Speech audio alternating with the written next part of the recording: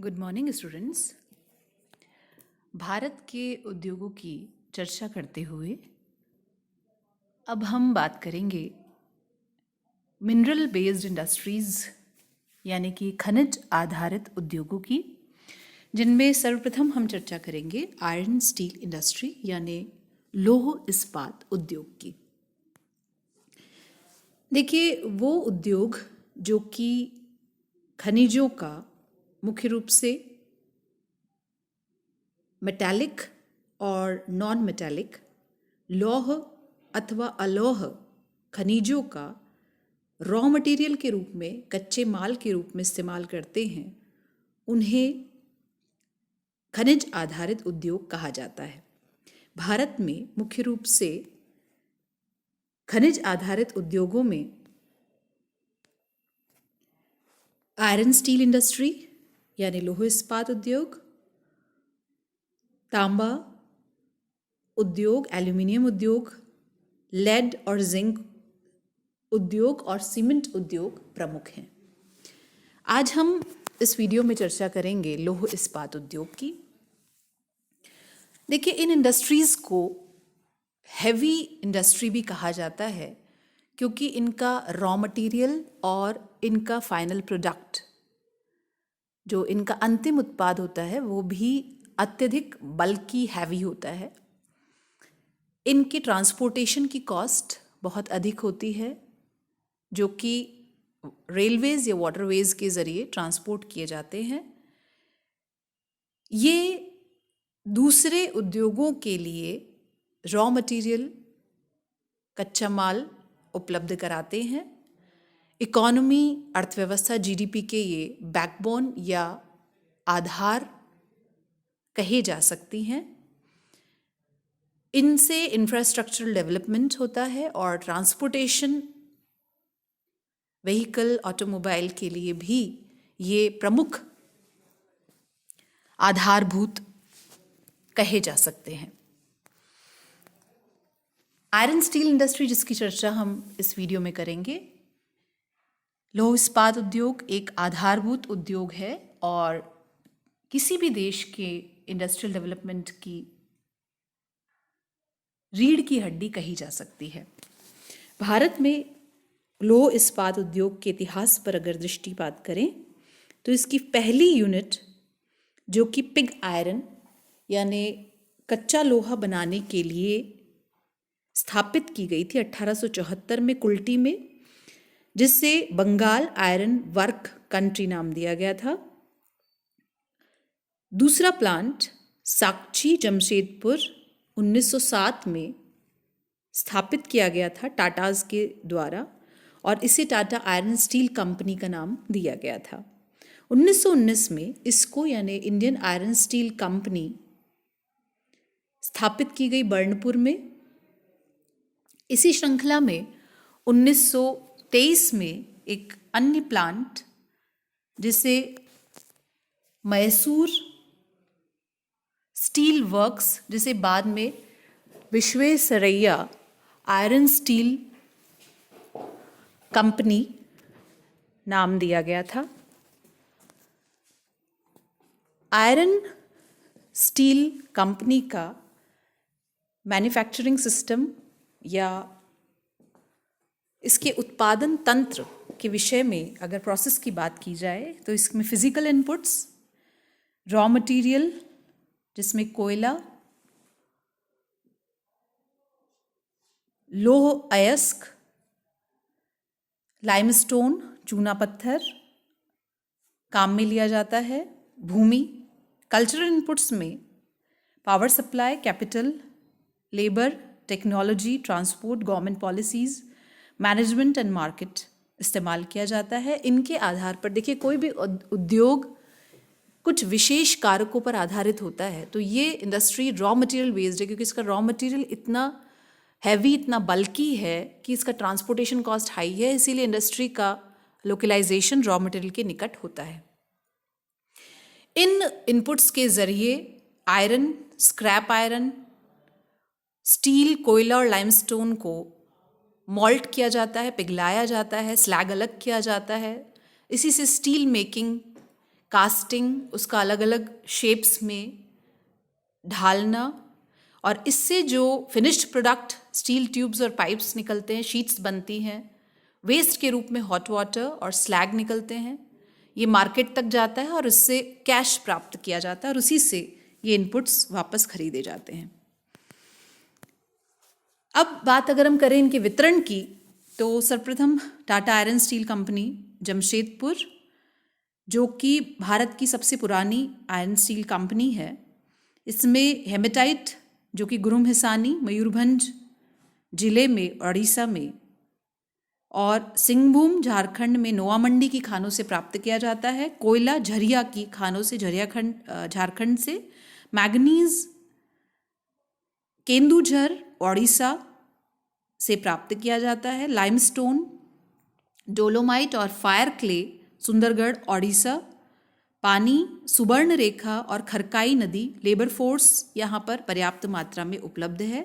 इस मैप में, इस रीजनल मैप में ये सारे कारक, रिवर की लोकेशन और किस प्रकार अन्य यहाँ पर झरिया, नदियों का संगम जिससे पर्याप्त जल की व्यवस्था, ये सारी उपलब्धता है जिसके कारण यहाँ पर जमशेदपुर में Tata iron steel company establish हुई। रीजनल मैप्स इसीलिए हैं जिससे आप इनके सभी फैक्टर्स ऑफ लोकलाइजेशन को प्रदर्शित कर सकें। इसी श्रृंखला में दूसरा इंडियन आयरन स्टील कंपनी, जिसकी 3 यूनिट्स हीरापुर, कुल्टी और बर्नपुर में कंबाइंड और नेशनलाइज्ड 1972 में की गई। हीरापुर में पिग आयरन, जो कि कुल्टी में इस्पात प्रोडक्शन के लिए भेजा जाता है। बर्नपुर में स्टील रोलिंग मिल है। इसमें आयरन और गुआ की खानों से कोयला झरिया और दामोदर वैली प्रोजेक्ट से पावर प्राप्त की जाती है, शक्ति ऊर्जा प्राप्त की जाती है। मैंगनीज मध्य प्रदेश और quartz Kharagpur hills, limestone Paraghat और बरादुअर से प्राप्त किया जाता है। यहाँ पर ये तीनों जो यूनिट्स हैं वो यहाँ पर मध्य में है। दामोदर नदी से पर्याप्त जल है। गुआ, बीरमित्रापुर, ये सभी, और इसमें इंडेक्स में अलग अलग जो लोकलाइजेशन के फैक्टर हैं वो भी प्रदर्शित किए गए हैं। Visvesvaraya iron steel plant Karnataka में है और ये भद्रावती शिमोगा डिस्ट्रिक्ट में कर्नाटक में स्थित है और इसमें mineral rich forest belt western Karnataka के समीप है ये, और ये भद्रा नदी, हाई क्वालिटी का क्रोम स्टील यहाँ पर उत्पादित होता है। आयरन ओर यहाँ से केमांगुड़ी बाबाबुदन की खानों से चिकमंगलूर डिस्ट्रिक्ट में है, और चारकोल फॉरेस्ट वुड इसमें पहले इस्तेमाल किया जाता था क्योंकि कोयला अवेलेबल नहीं था, लेकिन अब भद्रावती हाइडल पावर प्रोजेक्ट से पावर प्राप्त की जाती है। लाइमस्टोन फ्लक्स के लिए भांदी गुडका डिपॉजिट से और मैंगनीज शिमोगा और चित्रदुर्ग से प्राप्त किया जाता है। यहाँ पर आप देख सकते हैं तुंगा और भद्रा दोनों नदियों के निकट, जिससे पर्याप्त जल की व्यवस्था यहाँ पर हो पाई है।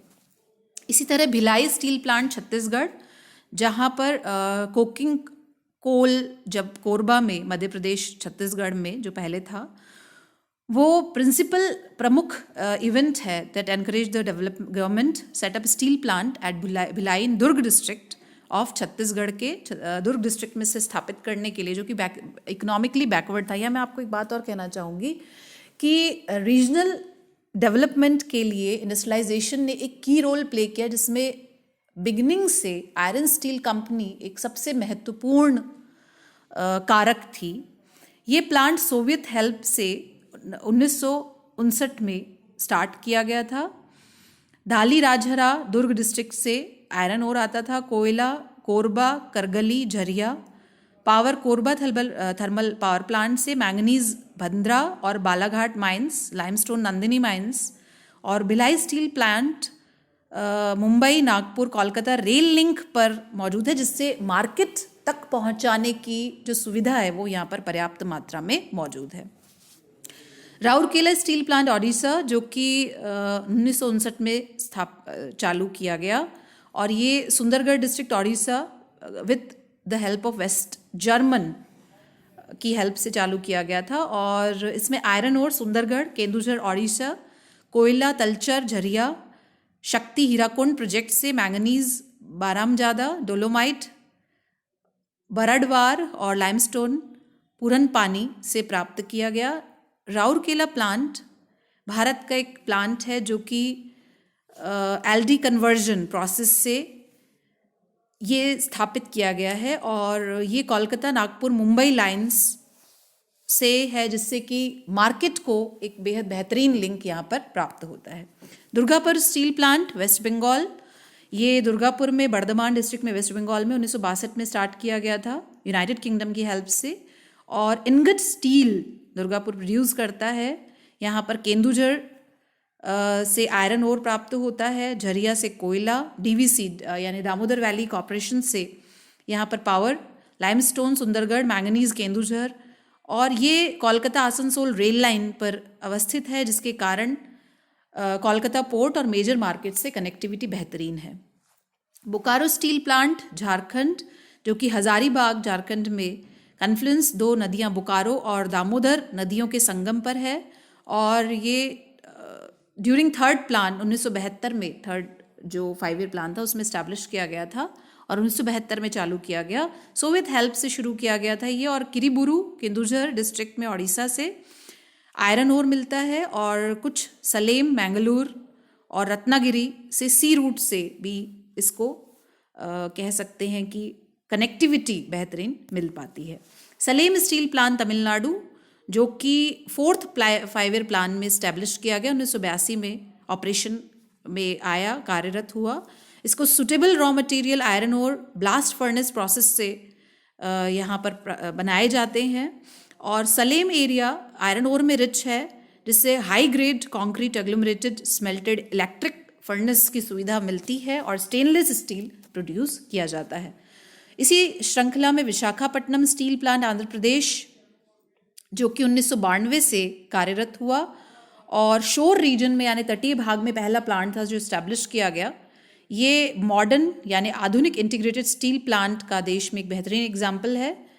और ये plant number of modern technology से इनकॉर्पोरेटेड है और इसमें कोकिंग कोयला इंडियन कोल माइन से पर्याप्त मात्रा में जो मिलने प्राप्त करने के लिए इंपोर्ट किया जाता है पोर्ट साइड से, जिससे कि इंडियन कोल माइंस पे कम से कम प्रेशर हो। ये इसका प्रोडक्शन जो है वो आसानी से एक्सपोर्ट होता है। विशाखापट्टनम इससे वेल कनेक्टेड है। और इसका बेलाडिला छत्तीसगढ़ से iron ore, fluxes, limestone, refractories और फेरोलॉयज एडजेसेंट पास के क्षेत्र से प्राप्त किए जाते हैं। ये प्रमुख जितनी भी हमने बात की, बोकारो, इसको, Tata iron steel company Jamshedpur, Rourkela, Bhilai, Bhadravati, Salem, इन सब का जो लोकलाइजेशन है इस इंडिया के मैप में भी किया गया है।